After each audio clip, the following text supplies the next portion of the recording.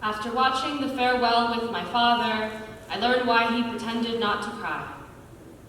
On the car ride to LAX, he tells me my grandmother has dementia, and suddenly the highway whip pans into a movie screen.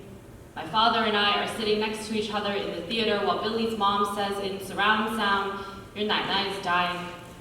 Jump cut and I am in the car playing Aquafina, playing Billy, staring at her father's back as he sits on the bed. My father is sitting in the driver's seat when he says, "Nai has lost the will to eat. She lingers in bed and speaks rarely. On a good day, she will drink a cup or two of milk and nothing else." And it is here that I am faced with a proverbial truth, that at some point we will all lose our grandparents, by which I mean I am watching my father lose his mother while driving 70 miles per hour under streetlights, and no, what I really mean to say is my father is his mother's son decades before I am even a thought. Historians call the year of his birth harbinger to the largest famine ever known, and once, like a whisper, he told me back then we all starved, and some of us to death. Your grandmother gave Uncle and I all her rations, and this is the story of your birth too. So what does that make her but a war hero?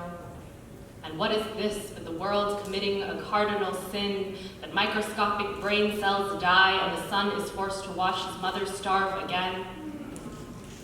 But what do I know about hunger save its absence? I tell my father to let me know how I can help, and he says I have already tried everything this world has to offer, and I can't tell if this is a rejection or a confession.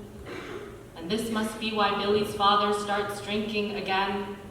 I watch him drown in alcohol at 24 frames per second while my father sinks into an abysmal sigh, and as Lulu Wang says, a cancer diagnosis is a family's burden to bear, then so must be a memory. So here is a memory. Once, I was 6 and called a sparrow a peacock. And I laughed and said, "Ma Tue, Kong Tue, they're all birds anyway." And perhaps this is to say that a family is more than just the things it remembers, that a memory is but proof of things we already know, and a bird may forget its name but never its song. So here is a song for Nai. It is summer and we go to the garden downstairs. I hold her arm in mine and take steps only when she does. Under a tunnel of trees, sunlight dances across her cheeks in little glowing pools. And somewhere, a bird spreads its wings.